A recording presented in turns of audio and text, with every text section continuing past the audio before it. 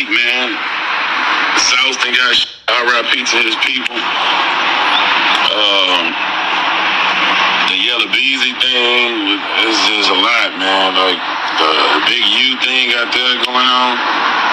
It's too much going to jail. It's too much people dying.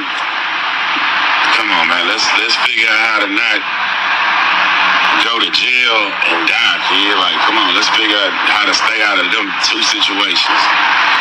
You know what I'm saying? Let's figure out how to not be enemies. Let's figure out how to get some money together. Let's figure out how to value ourselves enough to where we will never get locked up over no shit out here in this world. We gonna stay free, even if we gotta be broke. That's way too much. With them numbers and shit that's coming out for that, oh my God. A lot of shit going on can't be reversed. Last thing you want to do is be in that situation where you on the first day of a life sentence. Just think about that. I'm gonna make a movie about that shit. First day of a life sentence. Just imagine how that feels. Maybe that'll scare people. Like, just think about first day, I should call it. That's gonna be my next movie. I'm gonna come up with the storyline of that. 1 week, man. Slim Thugger, man. Y'all remember the run Swisher House had when it emerged onto the mainstream and took over? That was like 05, 06, Paul Wall. Not just Swisher House, because any Texas cats out there hit the comments. You know what I mean? What was it? The color changing click, which was what Paul Wall and Koopa, but what did they call him? Koopa Chameleonaire, who I guess is like big in business, crypto, something like that, doing his thing, making a lot of money.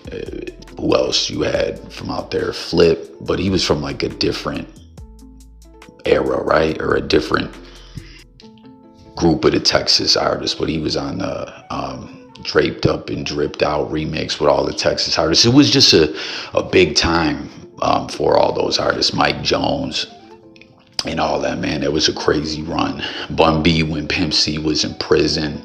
And I had a friend from Texas.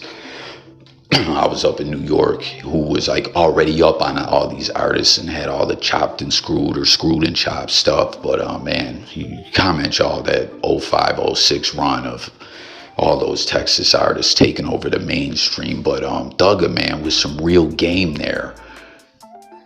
And for real, what a week. You know what I mean? Like the Big U indictment, Yellow Beezy lockdown, Say So P, RIP to him. Sauce Walker shot up. And as well, do you guys see these pictures of Sauce Walker? A lot of people are putting all these conspiracy theories together, like, yo, because he did a couple of videos where he was saying RIP, and he did an interview where he was talking about he could, get retribution, but he ain't gonna do like that. And then here he is now taking this like midday photo shoot. It's kind of bizarre to look at, I guess. I don't know, man. But when your man that you're rocking with, who you just signed, dies right before your eyes, and then you get shot as well. And he had that incident a couple years ago where his security killed someone and he was acting like he did it. But I guess going through all that can kind of affect one in a traumatic type way, where you're just doing photo shoots and things that may look a little bizarre to the rest of the world, but to you, you're just, I don't know, going through some things in your head. You know what I'm saying? Like regular problems through life can do that to an individual, let alone getting shot and seeing people die. But back to what Thugger was talking about, man, like things could always be worse. It could be the first day in a life sentence.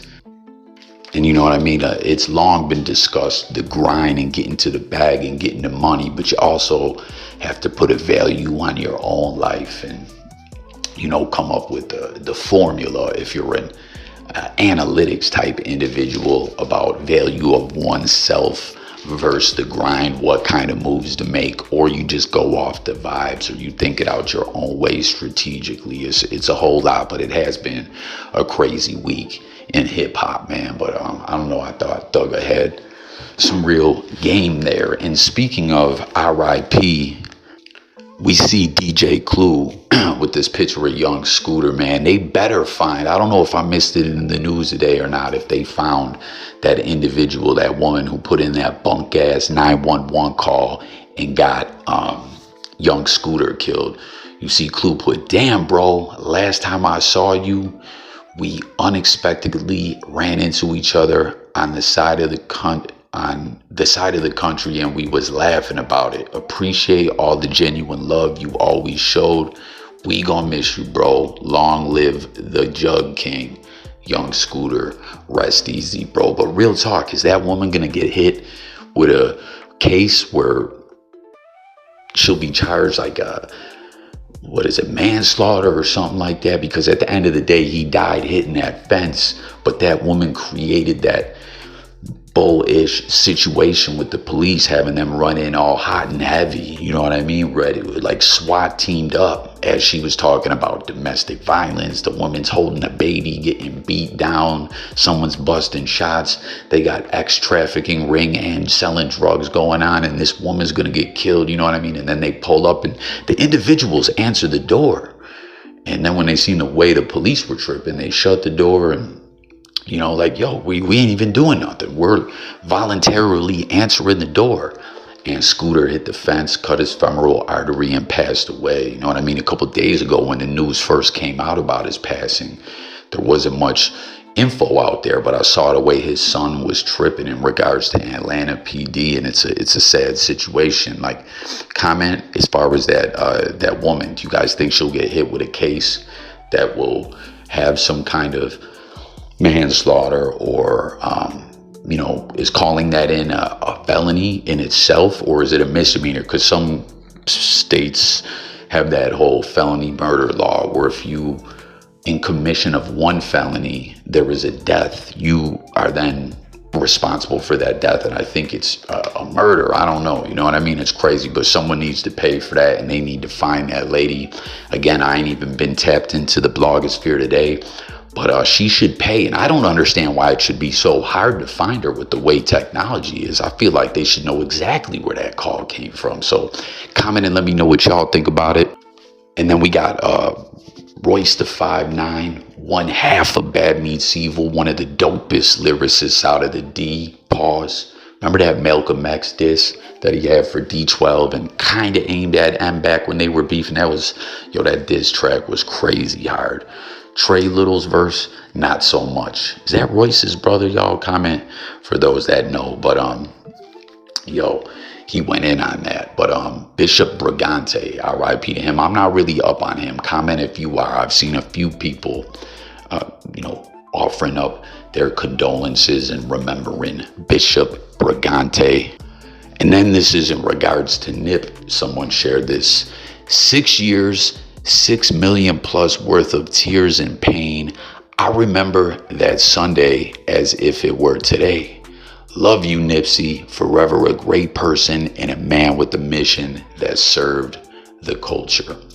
One of the best to do it, man. Like, and he hadn't even reached his apex mountain. The things that he was doing outside of hip hop was saying, you know, fuck the plug, fuck the landlord, own, don't rent, you know, putting other individuals on with how to become an entrepreneur in a righteous way to really maximize your potential. You know what I mean? Because a lot of people have that entrepreneurial spirit, but they're not up on all the ins and out of it all. And I'm not saying I am. I know a little some, but the way cats who got money continue to keep having money and running their businesses, there's so much that comes to it when it comes to the books and loans and bank accounts and just different things like that. And, you know, Nip, from the things I saw, was trying to put everyone up on game, you know, like, so no one has to pay a landlord or rent anything to truly own. And, you know, it's been so crazy from his section, right? The 60s, going back to the beginning of the video when Thugger was talking about the crazy week in hip hop, the Big U indictment. You know, it's just so wild. This whole timeline from way back when Nip died all the way up to this indictment and all the things we've seen with the individuals from 60s, from 600 to Loose Cannon to all, just like a whole lot of flockery and BS, you know, like after Nip died, no one, as far as in the rap game, like Big U, obviously he's got this indictment and he was doing different type things, but no one really, I don't want to say stepped in his shoes like someone could just take his spot, but I'm saying no one really seemed to have the full potential that he did, and a whole lot of BS went on, and then here we are now with this indictment. It's a damn shame. So tap in, comment with all your thoughts about all that, and then of course we got Mace and Camron been going at Jim Jones, and I saw this going around the blogosphere. There was a big rumor that, like, Mace had to leave Harlem. It's a known fact that Maine was a big reason for Mace's departure from Harlem. You already know why you left Harlem. R.I.P. baby Mace. That's why you left Harlem. What was going on at that time? I believe he started studying religion. Went down to Atlanta, got closer to God. There's nothing wrong with that. I don't know the in and outs of it per se. Harlem can be a rough place. I mean, in the midst of you living so fast, sometimes you want to give your life to God, because it's hard when you sin. God bless him, though. I mean, anybody give their life to God, you gotta tip your hat to him. We all know it's a higher power. I pray every night. And the days I forget, I try to pray twice and pray twice on the next day.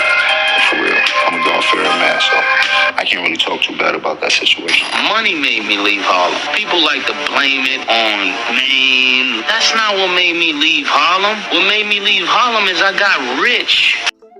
So that little edit, whoever threw that together, and I don't know when this, I think this recent clip of Jim Jones talking about Mace and the situation, where that was the first where he was going in, calling and talking about, yo, the real reason Mace left to down south, Atlanta or Florida or wherever he went, he was saying he was running from individuals. That was when Dipset was shaking and moving, before they had beef or whatever. And, you know, fast forward to where we are now, Dipset has had a couple reunions. Jimmy and Cam have had a couple beefs and then been cool again. But then this last time they really were going at it, you know what I'm saying? And it's crazy too, because Mace was also dissing Cam back in 2017 with the Oracle, and then he had the Oracle 2 a couple years ago. But here they are now doing their podcast, doing their thing. Jim Jones still at it with the music and everything. He got that Harlem joint is in the remix. It's doing numbers. And comment if you streamed his whole album, what you thought about it. But that was a side of Jimmy there that I was surprised to see, for him to be like, yo, I ain't even gonna go in on Mace, you know what I mean? He went down to get right with God. But then here we see Mace talking about, oh, I got rich, that's why I had to go, you know what I mean? And then what's so crazy too is when him and Cam were beefing, when he dropped the Oracle, Cam had a fan like edit Mace's Wikipedia page to have discussions about dildos on the sink, pause, and Mace and Diddy and the weird ish they were up to together when he was down with Bad Boy. But here we are now, Mace and Cam got their podcast going, which is lit. I fuck with that show so heavily that it is what it is. It's great for the sports. They have good interviews. It's a lit podcast. And then Jimmy's doing him, and you know, Jim and Jewels have never fell out, though. That's crazy. He's on the remix and everything like that. But it's just so wild to look at the timeline of it all, that whoever put this together. So hit the comments. That's going to do it for this one. Sub to the channel. Stay tuned for updates. Crazy week, like Slim Thug was talking about, man. Real talk. Look forward to talking to y'all in the comments. I'm up out of here. Peace.